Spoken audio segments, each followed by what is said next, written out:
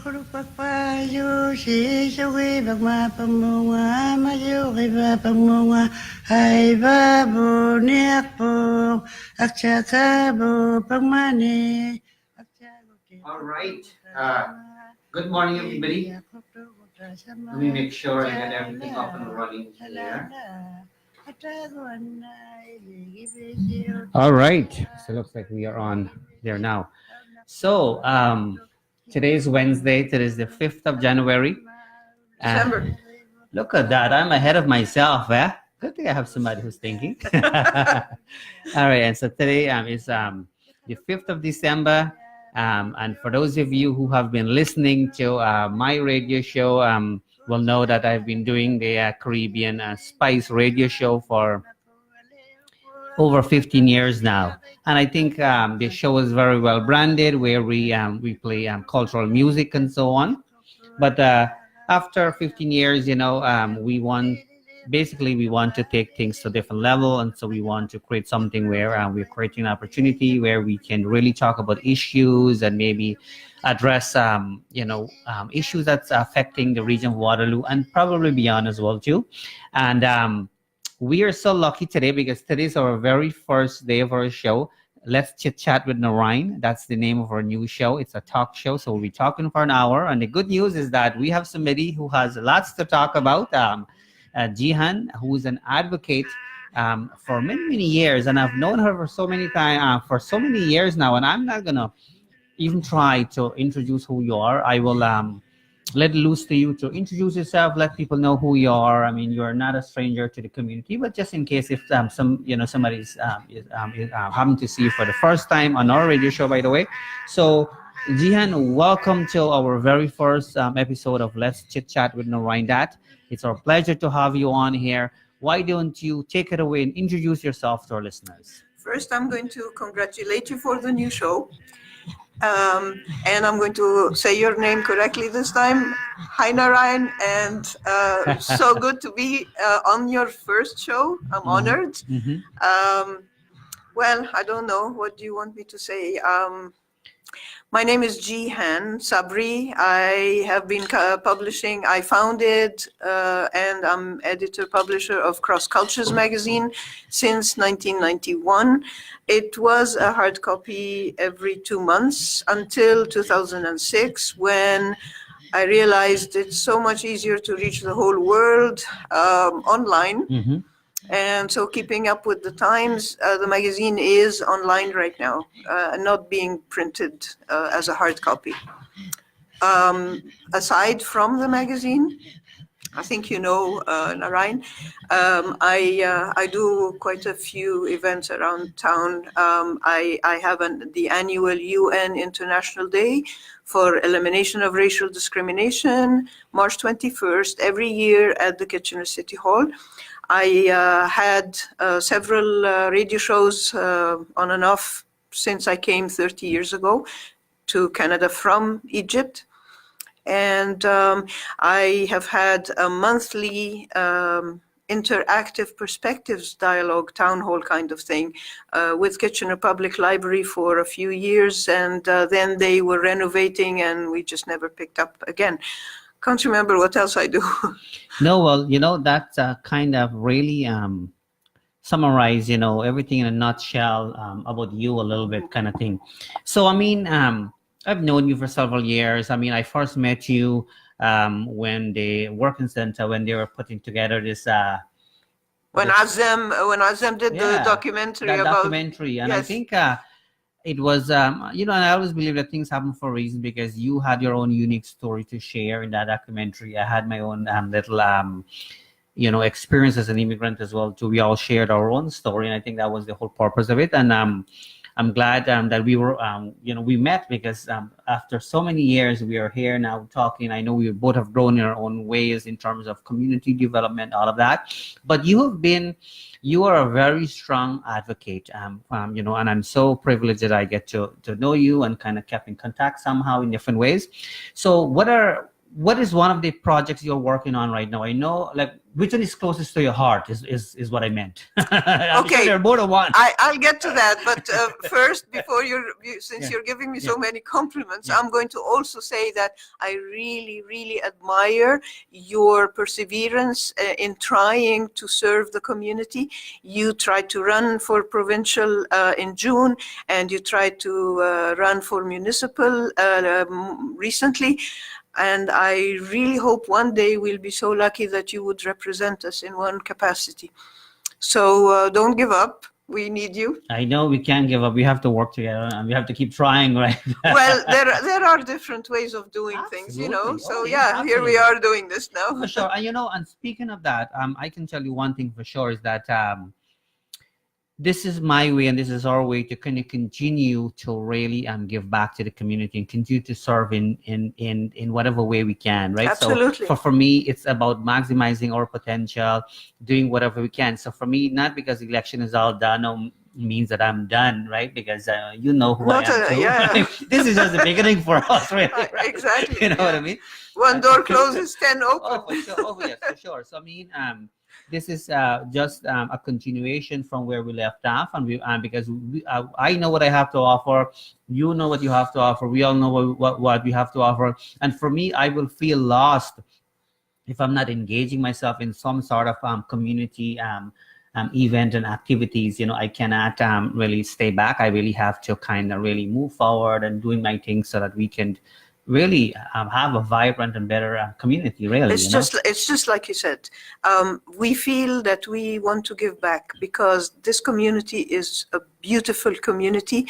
It has given us a lot. Everything that has happened in the last 30 years has been a blessing for us. I wake up every day and this is not wearing off. It's something that I thank God for being here every single day. It's the best place to be. I love Canada and I love Waterloo region. And I've had, one of my daughters came with us. She was 10 years old when we came in 1988. I've had 2 more children. They're Canadian. Mm-hmm. They're all married now and they're gone their own ways, but it has been good. It has been really good. The only thing though, with Cross Cultures, when I first launched it in 1991, it was more about people were, although I was speaking English, because English actually is my first language. Mm-hmm. My mother tongue is Arabic, but my first language is English. I went to English school in Egypt. Egypt was a British protectorate, mm-hmm. But it was a private school. My parents put me in English school. So and I spent several years in London, England, where my mother was serving with the Egyptian embassy. So I found, although I am speaking the language, and I'm not even foreign to the culture because as a teenager and even earlier, I grew up among English culture. So I was still getting blank looks every time I opened my mouth. And I felt, you know what, maybe if I publish a magazine where everybody can talk about their own culture mm-hmm. and their own faith, we can, in a safe space, get to know more about each other. And one of the interesting things was after one of the articles, I can't remember which way it was, but one of the, I think the article was from a Vietnamese person, And then someone from Latin America go, yeah, exactly, that is our concern, and blah. I said, yeah, do you know that the person who wrote this is from the other end of the world? So yes, as human beings, we all share Of course. everything. For sure, for sure. Thanks for bringing that up. There's one thing I wanted to add to the show here. I want to make sure that we continue to do it as well too. So we figure out, and this is our first show, so we are going to tweet things as we go along. But we really want to add gratitude to life and gratitude to to our everyday conversation and so on. So, and just before we continue on, if I was to ask you, what is one of the things you are grateful for in your life? If I was to ask you, what will that be? And it could be anything. I just thought it's important for us to have that little bit of a conversation so that we can have people thinking about that too, because it is so easy for us to, look on the negative side of things and all of that. So I just thought, in this new show here, or on this new show, I really want to acknowledge, gratitude. So I'm leaving that up to you to share the one thing that you are grateful for. It could be anything. There's so many things. I know, of I'm course, putting you on the spot that. here, No, but- no, it's okay. There are a lot of things that one is grateful for. But being here in Canada, people don't realize we come because there is no freedom. I come from a dictatorship. Everything was censored. Everything was in peril. I only found out when I went back and visited many years later. My father was not sharing that information with me. Apparently, he would be called in once a month by the equivalent of, what would you call it, like the KGB, the CSIS, whatever, and just say, well, why don't you stop in for a cup of coffee? It was a kind of intimidation thing, although we were not active politically at all, because That's surprising. No. well, when you have the freedom, you either use it or you lose it. So I am, if you call it the blessing here, is because I do have a lot of things to say, and I have a lot of things that I would like to do. And it's really wonderful that even though people might not like some of the things I say, or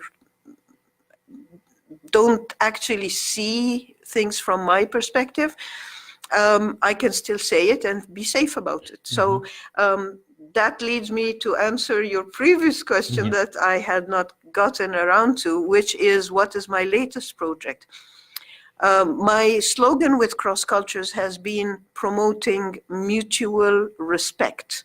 Now I've added a sideline saying restoring common ground, because with all the turbulence that's going on around us, especially coming from the south here,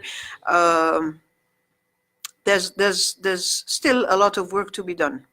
When I started the Cross Cultures, it was just to get to know each other better and know more, because sometimes you fear what you don't know.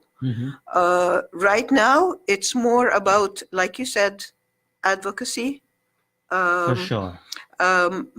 Activism, because one has to, if one has that capacity to advocate for human rights, for equality, for respect for everybody as they are, and not judge them by your standards, because each culture has its own unique way of doing things, and it's not necessarily one is better than another. Yeah, you actually, we are going to go for a quick break. But for those of you who happen to tune into us for the very first time, you listen to our new talk show, Let's Chit Chat with Narine Dat on 102.7 CKMS FM in Waterloo. And if you want to give us any sort of feedback or comments and so, you can email us at mcnarine@hotmail.com. You brought up a very interesting piece here. And so we're going to talk more about that. I like the fact that you mentioned that all the culture, they're unique in their own way. So I cannot, sure enough, I have all reason to be proud of my culture. and of course I am. Absolutely, Right? so am I. Yes, and so, but who am I to kind of compare and say, you know what, like my belief or my culture is better than yours? I think, and I think the fact that you're doing this cross culture and I think the name speaks for itself. By the way, cross culture. Yeah, it took me a while to get to it. You know, I love the name it's because well cross thought. culture. Because for me, when I hear the name cross culture, I feel a sense of belonging. In that sense, I feel as if okay, I can go there. It's not about a Hindu It's not a melting association, or it's pot. not the cross culture. It means that I feel as if like I have a say, or I can go there and feel a sense of belonging just by the name. So I think by the looks of it, you have really given it some thought before you come up with that name. Because I can tell you, I would not advise you to change. You can change No, I wouldn't. but I wouldn't advise it because it really covers, all the pieces. It's really like it for me. It's like the name of a higher umbrella, and then everything else falls underneath. I feel that with cross culture. And I'm going to share another thing with you. You say you need to go on break first, or shall we continue? So what we'll do, believe it or not, when we because you and I we have so much to share. I know. We are this is a 1 hour show, and we have passed our 50 minutes here. So what we're gonna do, we'll take a little bit of a break, and by that we'll play a little bit of instrumental Canadian music type of thing. It gives us an opportunity to kind of breathe a little bit as well too. It will be a minute or two, and then we're gonna come right back, and then we will continue back with this. You're going to have to remind me where we stopped. Yes, no problem. We'll come back with this very, very rich conversation. You're listening to our very first episode of Let's Chit Chat with Narine Dat on 102.7 CK MSFM in Waterloo, and it's our pleasure to have this conversation.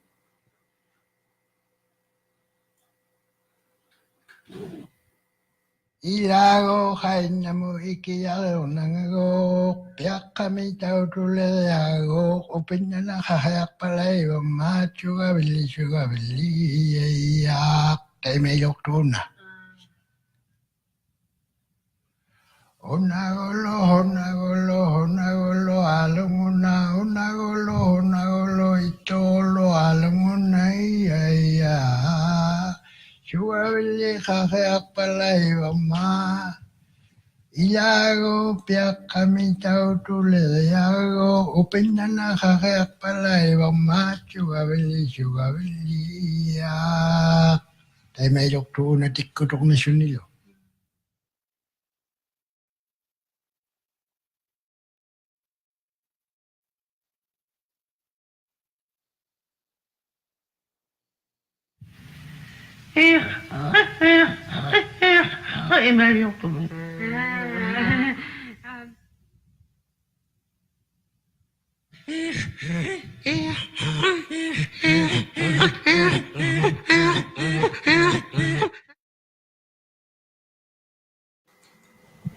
All right. For those of you who happen to tune into us for the first time or a few minutes ago, you're listening to our new talk show, Let's Chit Chat with Narine Dat on 102.7 CKMSFM. And it's our pleasure, obviously, to have these kinds of rich conversation. And what, for me, it is such of a pleasure to have a special guest with us today who is very active in the community. And for me, there's no other way for us to kick off our very first episode of our daytime talk show, radio talk show, because we really want to have these kinds of rich conversation on an ongoing basis. Because the more we share, I think the more understanding we'll have as individual, and so we can have a vibrant community. And to let you know where we left off, we were talking about the cross culture, and we were talking about us not being better than each other and all of that and so on. So I'll let you continue because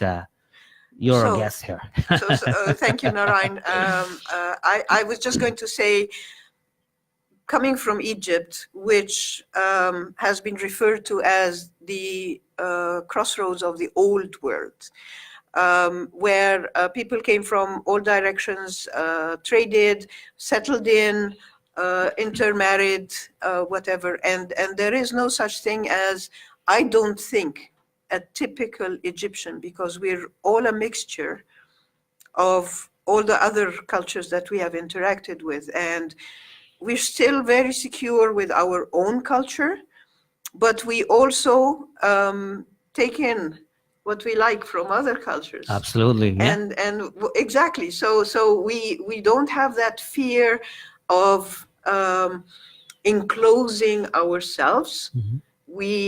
We are actually open to any and every new thing that other people have maybe taken thousands of years to develop. So if it works, we incorporate it into our life. So let me ask you. So obviously you do this on an ongoing basis, on an annual basis. Am I correct? Like Which one? the cross culture. The Thing? cross cultures is open now for submissions at any point. Since it's online, I just add the articles. In the past, it was every 2 months. Of course, yeah. And so and what's the event that you do? You do at the city hall. You do an event at the city hall. I do the for the whole region. Actually, I commemorate the United Nations International Day for Elimination of Racial Discrimination. It's a full day event. In the mornings, we have all school systems, like we have public, we have the separate, and we have private schools participating. And it's a unique experience for the students because they come in busloads and they get to know each other as well, rather than just be from one system. So it's like, for example, one of the regular supporters are the Islamic school in Cambridge. Oh, wow. And one of the questions the principal asked me a few years back about, is it okay for them to come in scarves? I said, they have to come in scarves. I want them to come in scarves. And it's not because I'm Muslim, seriously. Like, I'm secular. Of course. Yeah. So we have the schools until they have to leave to catch their regular school buses, like around 2:00. And then it's open to the entire public. We have serious panel discussions in the afternoon, sometimes really serious. Oh, really? Yeah. However, I encourage people to be very frank, but very factual and very intellectual. Once anybody starts getting too excited, I ask them to leave the place and cool off, and they're welcome to come back. So discussions have to be about listening, active listening, not just saying what you have. It's good to express yourself. Absolutely, yeah. But then you also have to meet halfway in the end, get an understanding of what was not in your own realm of things. That's the only way I think that we can mutually respect each other. Yeah, you brought up a good point. I mean, there's no question that everybody will want to express themselves and give their opinion. And obviously, and I know that sometimes, some of us express more than some and all of that. And sometimes we do have bias as well. Some people do have bias thinking their way or whatnot is the way. But you brought up a very interesting point. And me, coming from a social service background, listening is what we do. Listening to our client is because it's not about me really, right? And so I like the fact that you really you hit that there.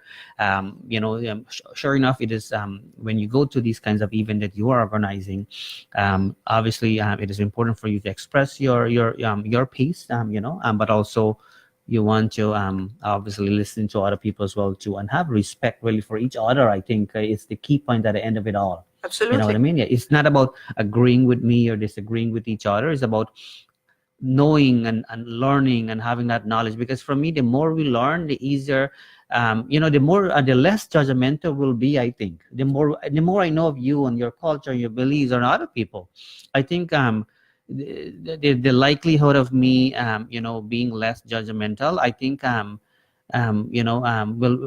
that's how it's going to be, because I will have more knowledge. But if I am not open to go to these open conversation, cross-culture type of conversation, I think in my view, I think we are losing out from really, really great opportunities. I think I think it's important, really. It is. And I don't know why it came to my mind when you're speaking now. At some point when I was doing the interactive perspectives dialogue with the Kitchener Public Library, one gentleman came up to me and said, "Do you have a radio show at 1 o'clock on Sunday on Faith FM?" And I said, "Yes." He says, "You know what? I listen to you every Sunday while I'm doing the dishes." Well, there you go. and then he continued to tell me, "And you could have told me forever that Muslim women are not oppressed, and I would not have believed it until I saw how you interact with your husband." Because Narine, we like today, we used to go into the studio and my husband would say, "Okay, today we're going to talk about blah, blah, blah." "Yeah, okay, sure." And he starts talking, and then I have different opinions about things, and I start engaging, and that's how we do it. Like we mutually respect each other's opinions, even husband and wife. We're not run of the mill. We're two different human beings. Absolutely, for sure. And I think, and thank you for sharing that, because I think, for the listeners, people who are listening, because obviously, after we are done here, the people who didn't have a chance or couldn't listen to us live because maybe them working and whatnot, they will get to listen to this interview even after, because of the social media and so on. So the fact that you mentioned that, I think it's so great, because it's so important for everybody to respect each other, not only neighbors, not only people in the community, but your partners. You mentioned about your husband. You guys, you respect each other. Obviously, you will have your opinion, and I know who you are too, and you will have your opinion, which is not a bad thing. And even Narine, even if we're going to disagree, after that we're going for coffee. Oh yes, and I think that's so. No, I'm not. I'm not inviting myself to coffee. No. It's a matter of. It's a manner of speech. Yes, I get your point. Absolutely, we wouldn't always agree on the same thing, and I think it's okay. Exactly. If I don't agree with your views, and it could be any kind of views, it could be political views, right? And that doesn't necessarily mean we cannot have respect for each other, on all of that. So I think continue to be friends. Of course, because you accept your friend for how they are as a complete package. You don't pick and choose. There is no such thing as somebody who's identical to you, or else life would be truly very boring. For sure, and I think once we understand all of that we are all different, our likeness is different, and also keep in mind too, like everybody go through difficulties in life as well too, at times as well too. So we have to take so many things into consideration, so we just can't come in judgment. I think respecting people, respecting ourselves as well, to be conscious when we say things too, when you think about it, right? It's okay to be who you are, but be respectful and think. You mentioned about listening and so on. So I think it's also important for us to kind of think before we speak to certain at times as well. But can I say something on this? Oh, you go right ahead. You go right. Yeah, you go ahead. Yeah, absolutely. Okay, I will. The thing though is you have to take it in the way it was intended. Okay, so sometimes I've noticed that people had become oversensitized. You can't say this word. No, it isn't the word. It's how you're using the word.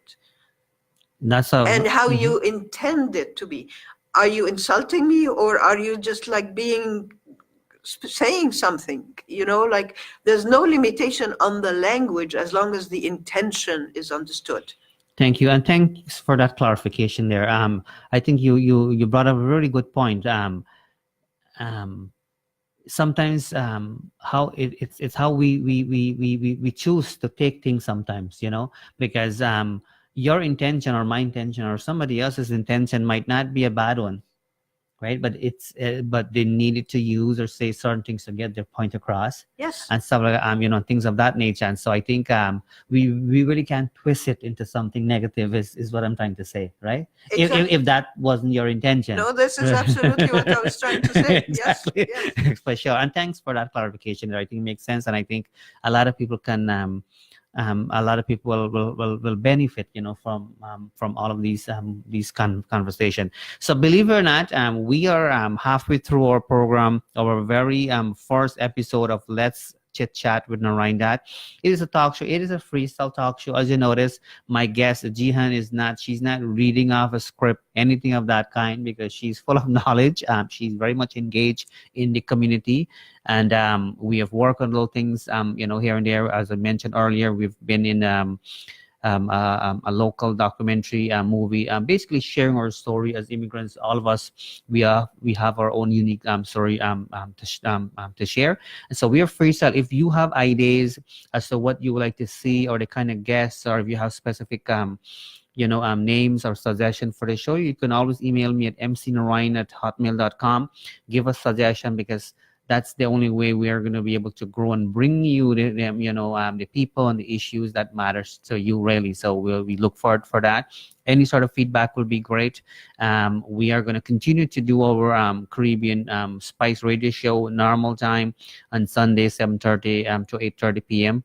Eastern time, that is. But we are going to do this chit chat conversation during the day, where we can bring guests who would like to share their story, so that you can learn as well too, and so on. Because sometimes people need a little bit of encouragement and empowerment and so on from people like yourself, who have been out there wanting to do things, who have done stuff, take a little bit of a risk. And if I could be wrong, but I think you're a risk taker as well too. Like, what I mean to say, that you don't give up, even if you have to do it alone, you are going to do it. Because I've seen you organize events when, for different reasons, something things doesn't always fall in place. I remember when you actually, we are going to go for a quick break, but I have to share this story before we go. I remember when you organized a debate during the provincial election. You were there setting up, you were there, doing all the bits and pieces, and you managed to really take it through, and you managed to actually got candidates to show up to your to that. So it goes to show that nothing holds you back. And I know there was a few changes, all of that, but you still made it work. And so so it goes to show the kind of energy and the kind of motivation you have. You probably didn't recognize all of that, but it was, in a sense, it probably would have been the easiest thing would have been to just cancel it and don't even bother, but you choose not to, right? And I can assure you, it made a difference. Even you might not see it, even to the panelists, right? Because they get to express themselves, they get to share their views, even with each other, right? Because obviously everybody has different views and so on. So she is a risk taker, she's a fighter, and she doesn't give up. And we need more like you, in our community. I think once we have people, if we have more people like you, I think we can do so much together. So on that note, we're going to take a very short break, and we'll be right back. You're listening to Let's Chit Chat with Narine Dat on 102.7 CKMS FM in Waterloo. Coast. It is the morning of a brisk September day. All is quiet along the shore where the boats of Eskimo villagers lie beached, putting on his coat or parka of many.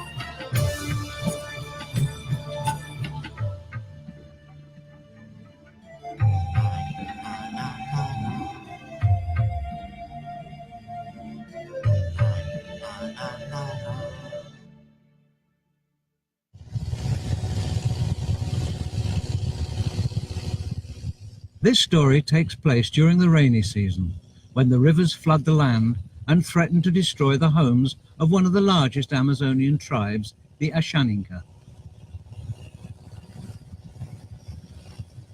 To reach their villages, I first had to make my way to Atalaya, a small jungle town where the Ashaninka come to trade and sell their goods. Here I hired a boat that took 9 hours upriver to reach the village of Shayamashi. Since there are no roads in the central Peruvian Amazon, the only way to travel long distances is via the river. As a result, it sometimes takes people a few days to reach their desired destination. The Ashaninka were once ferocious warriors who fought anyone who attempted incursions into their territory.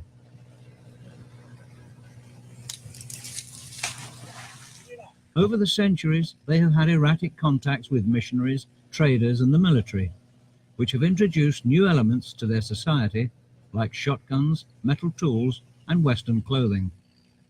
However, they still live a traditional lifestyle, believing that the forest and the river spirits control the balance in their environment.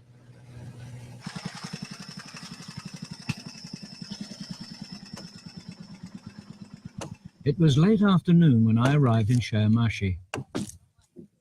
Since this is my third visit to this village, the people are accustomed to me by now and don't pay much attention to me filming them. The families are making canoes in preparation for the coming floods.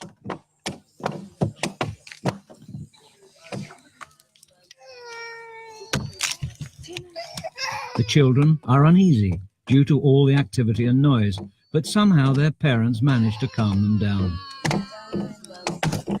The women say that a long time ago, a giant spider came to their village and taught them how to spin and sew. All right, so welcome back to our very first episode of Let's Chit Chat with Narine Dat. We are halfway through our show, and we are so honored to have our guest here today, Gehan, who is a community advocate who has done so much, and she has been sharing some of those pieces with us.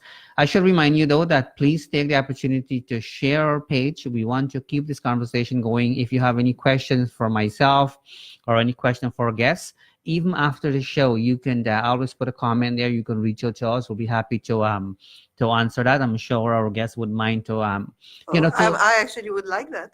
Yes, good, yeah. And if you want to write a comment or so on our live feed there, feel free to do that so we can respond accordingly. You're listening to our very first episode of Let's Chit Chat with Narine Dat on 102.7 CKMS FM.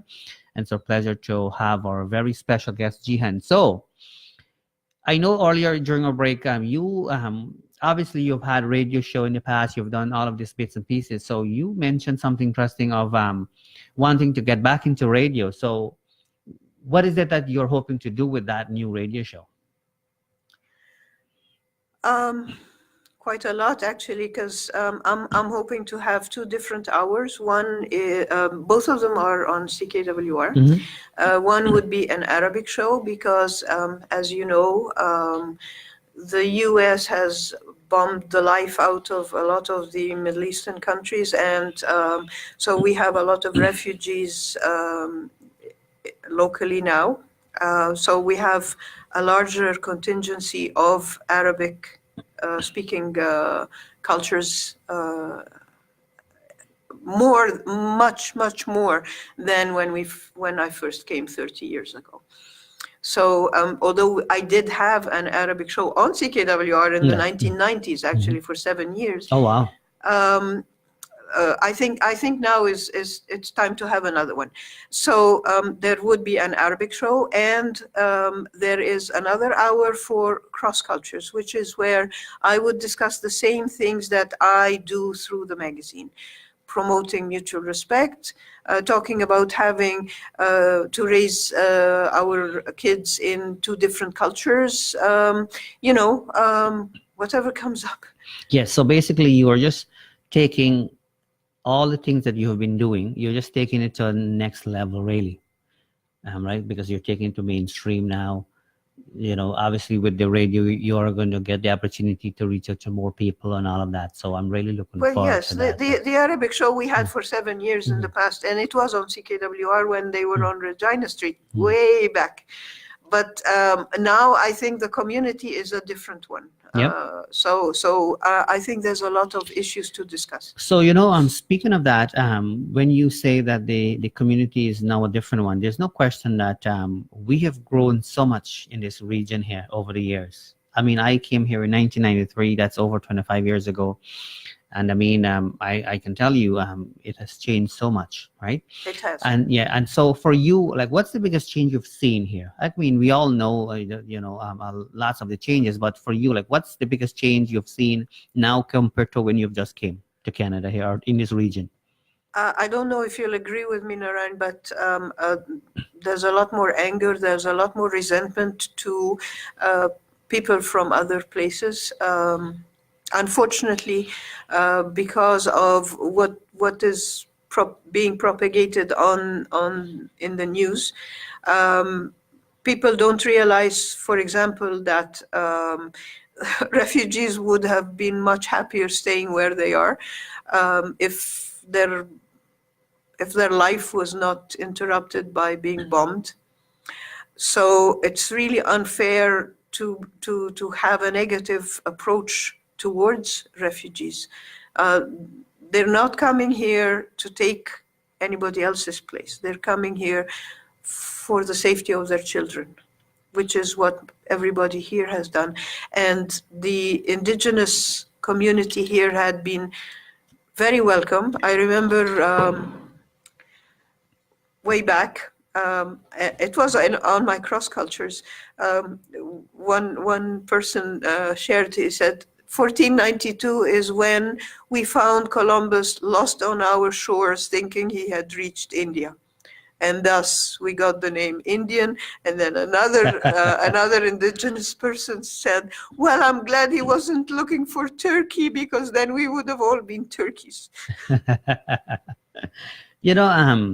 You raise up a good point there. And I think I will have these kinds of conversation on an ongoing basis on this radio show here, especially on this new, Let's Chit Chat with Narine Dat, because what happened, I work in the employment sector, right? And so I get the opportunity to work with, newcomers, immigrants as well, and so on. And one of the things I can never get wrong is the fact that people are so much, and I know you've heard it many times, but we still really have to continue the conversation. People are so much educated, they have master's, PhD, and all of that, right? And we fail to recognize the value in these pieces, and not just recognize, make use of it. Make use of it. Yes, correct. Because because up to yesterday I was talking about this. Somebody, they have like all of these academic background, but yet they're not in that field. And good point. So if you're not in that field, if you're doing something else, apart from recognizing it, if you're not getting the opportunity to utilize it, I guess our community lose out that way big time, right? And so I think we really have to find a way to kind of see value in these things and give people that opportunity. When I was driving, I saw, and it's not necessarily a bad thing. It's a good way to keep the conversation going. I saw on a bus advertisement, it says hire an immigrant, actually, right? Right. And so for me personally, what I believe is that, or what I think should happen is that it's not necessarily we should hire an immigrant. I think immigrant are people of all races and all mature people, recent graduates, and so on. They should have that equal opportunity to go for the interview and should be chosen accordingly.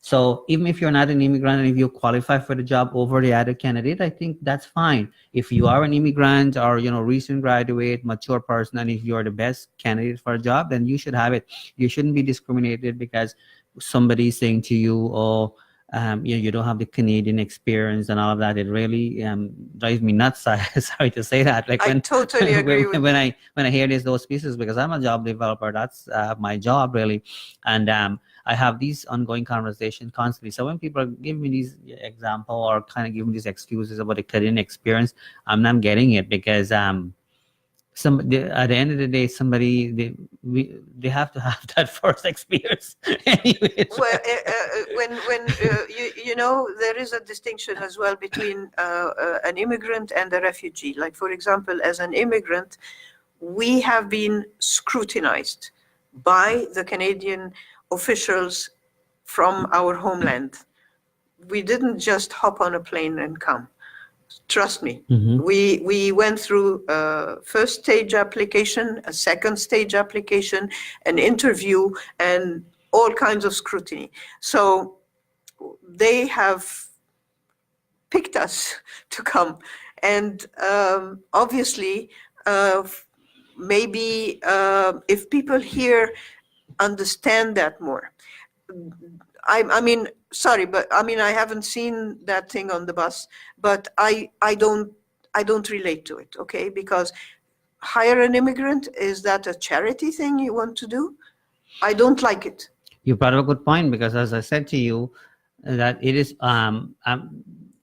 it's Degrading. you know, because it's kind of I know it's a tough one here, because I'm an immigrant, and I get it that sometimes, or in many cases, you know, immigrants are not really getting the opportunity they deserve to kind of move forward and step up and doing, you know, job, and to be very specific when it comes to job, because that's where my strength lies. I'm a job developer. I work with immigrants and recent graduate as well too, and stuff like that. But when I see that, like, are we begging really? No, when you think about it. That's how I felt when you said this. Yes. You know, because for me, if somebody's qualified, don't get me wrong, if an immigrant is qualified, equally qualified for a job, you know, then so shall it be. I'm not sure if you remember when we went to not necessarily debate, but when we went for the debate, the Asian community had a debate. Yes. And I was there. You were there too, and they brought up, had a few topics, and they mentioned something about that. And I'm not sure if you remember, but I did mention, you know, that one of my suggestions is to remove the names on the resume, really, because I find that those are pieces can really affect people as well too. Because I remember many years ago, this is a long story, but it's so much related. When I applied for one of the jobs, they automatically, the girl said to me, I can't, that I have to have grade 12. And so it goes to show that she didn't even read my resume, because I graduated from over here. No kidding, huh? And then she paused, you know, so automatically people have all of these types, people assume too, you know. And remember what I said at the beginning, there is some kind of attitude that needs to be changed about you don't need to be protective about your culture. Canadian culture is beautiful. Canadians don't realize that. It is a beautiful culture. That it doesn't need protection. So speaking of that, that's can be a little bit. I had another continuation to this, if you don't No, mind. yeah, no, that's okay. We have time for that, but I just thought I'd jump in a little bit. So when we talk of the Canadian culture, what does that mean to you, though? Because for me, things have changed in terms of we have people from all over the world, like, and all of that. So what is the Canadian culture really? Like for you, I'm leaving that to you now, because you have not the knowledge of this. And I think that will relate to probably what you wanted to say. You can't put it into one sentence. A Canadian is a lot of beautiful things. And when we travel, immediately, as soon as people find out that we are Canadian, they have respect for us. So I'm hoping this continues. And they realize that I don't know, maybe the word decent would describe it. Yes, if that's how you see it, absolutely.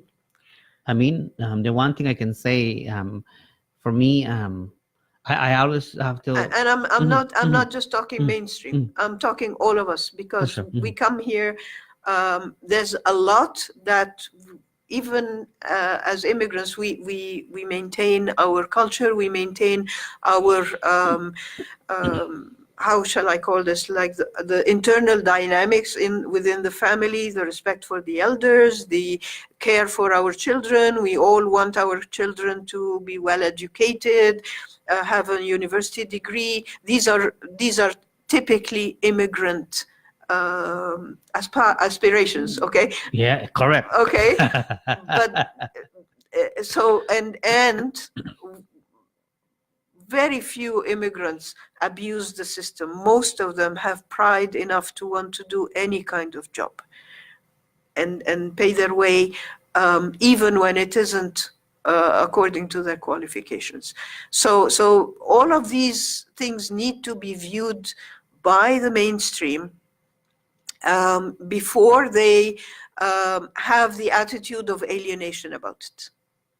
Correct. It is not uncommon for immigrants and so on to kind of give that little extra, to kind of, in some cases, I guess I can say, to kind of swallow their pride, because they're actually looking at that big picture, and say, what, like, they're willing to sacrifice, the fact that, this is the situation now. So they're going to work hard. They're going to work in jobs that doesn't necessarily fit with their values. And that's where I have everyday conversation, because in my day job as a job developer, I have this conversation. I see it, I know it. And that's one of the reasons I continue to advocate to make sure that people somehow, get to do the job that align with their values, the skills, and the qualification, and it works, but it takes a lot of hard work and lots of. It's not just okay. This is the systemic side of it, okay, which is providing the job, actually, okay. But there's a more cultural backing to this, because you could get the job, and then if people in there are feeling, oh, he took the place of one of us. Okay, so as long as there's the us and them, there's a problem. And the fact that I just don't want their life to be miserable when they get the job, just Correct. because they are not They don't viewed feel- as human beings. Or they don't feel as if they fit in, then, so to speak. Exactly, like take me the way I am, okay, what I can do for the job. I'm taking away a salary and I'm giving work. Okay, so you brought up a good point. So assuming, somebody, of color or immigrant, whatever the case may be, gets a really high-end job, so to speak. What do you think we need to do then? Or what are some of the suggestions? Because we would like to have some of those too. What are some of the suggestions you think, what are some of the things you think we need to do to really make sure that person feel a sense of belonging there, feel as if they're part of the team? Do you think it's part of the responsibility of each organization to make sure they have that ongoing conversation and make sure that the culture of the organization is kind of open, really? Because it exists. How do we fix it? I'm going to react typical of my culture. Of course, yeah. We use a story whenever we want to make a point. Mm-hmm. So here's a true story. When my daughter, I have 3 children, but my oldest came with us. She was about 10 or 11, close to 12. And she went into grade 6. She was already fluent in 4 languages, because Arabic is our mother tongue. She went to an English school, and then we transferred her to a German school. Anyways, so and I don't want to say this in a different way, but actually the curriculum for math and science is harsher. Let's put it this way. I don't want to say advanced, but okay, it was different. It was different for sure. There was no. She actually told me later that what she was taking in grade 4 back home, she only took in grade 8 again. So there's 4 years. Okay. A little bit of a gap there. Huh? There is, yes. And the other point that we don't have 10 hours to talk about all this. We have 6 more minutes here. Oh gosh. But okay. But we'll have you back on the show. Yeah, Don't you worry about that. So her counselor would call me in high school. There's a conflict between her drama choice and her advanced algebra. So she's going to take the drama. I said no, she's going to take the advanced algebra, because that's a career choice. And because she's a girl. Both my daughters were exposed to the same scenario. My son was not. So how things are viewed for a girl, that she doesn't have enough brains, We do not have that where I'm coming from. Okay, that's another big story. Okay, we'll leave it there. Okay, but anyway, back to the original case. So as it happened, one person, one student in the grade 6 told my daughter, go back where you came from, which is, we've all heard it, but that's okay. So the reaction of the teacher here, she came down on that boy so hard that he hated my daughter's guts until they finished high school, from grade 6 until they graduated from high school. And my daughter said, and she's only 12 at the time, remember? Yeah. She said, if the teacher hadn't been so strict, I would have won him over. Do you get it? Absolutely, for sure, yeah. Okay, so here's what I'm saying. Forcing people to accept an immigrant without telling them the value of that immigrant and telling them that we've been vetted so well before we were allowed to come is a responsibility, rather than tell them hire an immigrant. Say, we've got such a wealth of people who have been educated and paid for and got their skills, and they're coming here, so make use of them. Yeah, so if I understand you correctly, it looks like the situation wasn't really handled. And I'm just comparing, yeah? I'm comparing, Narine, between forcing, and in this case, I'm comparing with hire an immigrant, or the systemic forcing of multiculturalism without explaining why. I see what you mean. Sure enough, you want you want certain results, but they're not necessarily doing the pieces that's important to kind of achieve that result, kind of thing. It's kind of like, okay, this is what we want to achieve, but how do we achieve it? You're just giving it an aspirin right now. You're not actually working to solve the problem. Yes, correct. Yes, I know, because when I saw that sign, actually I was driving behind the bus, and when I saw the sign, I said to myself, like, there has to be a better way than that sign. You know what I mean? Yes. And that's what it says. Like, for me, if the sign was to say, something about equality, hire, the best candidate, something of that kind, to me that would have been a better language, for example. But the way it was written and was said, as if like it's already saying, the statement alone for me is already saying, is like you're admitting that immigrants are left behind. or they're not being hired, so do something charitable here. Yes, exactly. So hire them for the sake of being an immigrant, kind of thing, not necessarily for what they're worth, the qualification, what they can give, and so on. Because I mean, as we have a lot of richness in immigrants here, and the thing is, we have to continue this conversation, because one time somebody asked me, what is your qualification to publish Cross Cultures magazine? I said, well, okay, I'll give you one answer. I have a Bachelor of Commerce degree, which is an equivalent of a business degree. And I came here and I have been exposed to Western culture, so I feel I have one foot here and one foot there. And I kind of see a lot of things that my life skills have allowed me to learn. And the very next day, the article comes out, and Gehan has taken courses in business, like God, 4 years with a Bachelor of Commerce from a university. Okay, is not courses, for heaven's sake. But because it wasn't from a Canadian university, it doesn't count. And that's another problem. That's another topic for sure for another day. So listen, it goes to show that when we have lots to share, when you are so knowledgeable like yourself, have so much to share, the time definitely goes by really fast. And believe it or not, we have chit chat for an hour. It was my pleasure. We will love to have you back. If you are available next week, Wednesday, we'll love to have you back. Okay. So because we can continue this conversation, because there's so much.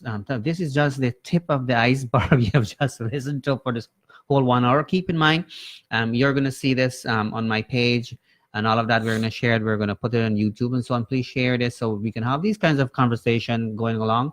But I would like to quickly, we are wrapping up now. And so for those of you who happen to tune into us for, I guess, the last minute here, I want you to know that this show is totally different than our Caribbean Spice radio show. The Caribbean Spice radio show still continue to air every Sunday from 7:30 p.m. to 8:30 p.m. Eastern Time. This new show, Let's Chit Chat with Narine Dat, will give us the opportunity to talk about issues that really matters to the everyday people. And so for me, I like to say that this is a local conversation with a global impact. That's how I would like to. I like it. Yeah, like to put it, because I like it. yeah, because for me, I always believe that the simplest thing in life is usually the most important, and the biggest project for me usually start off with the simplest idea. And so for me, a local conversation with a global impact is what we are all about. And so thank you so much for taking the time. Thank you for having me. We really appreciate it. I look forward for your show so I can share some of my story on there as well. Absolutely. But are you able to be back here next Wednesday, or you have to look at No, your I'd schedule? be delighted. All right, so we're going to continue back this conversation with a community advocate, a person who doesn't give up, a person who's always, moving forward and doing so much for the community. So we'll be happy to continue this conversation again next week, Wednesday at 10:30 in the morning, and we are finishing at 11. So thank you so much for watching our very first episode, Let's Chit Chat with Narine Dat. And I would like to quickly say hello to Fidel from New York City, and my good friend Joe Jaglal, and so many of you who are taking the time to take a sneak peek regarding our new show. So thank you so much for tuning in. Please do share our page. And again, thank you so much for coming. Appreciate it so much. Thank you for having me. With birch bark and a red bird, fiery finger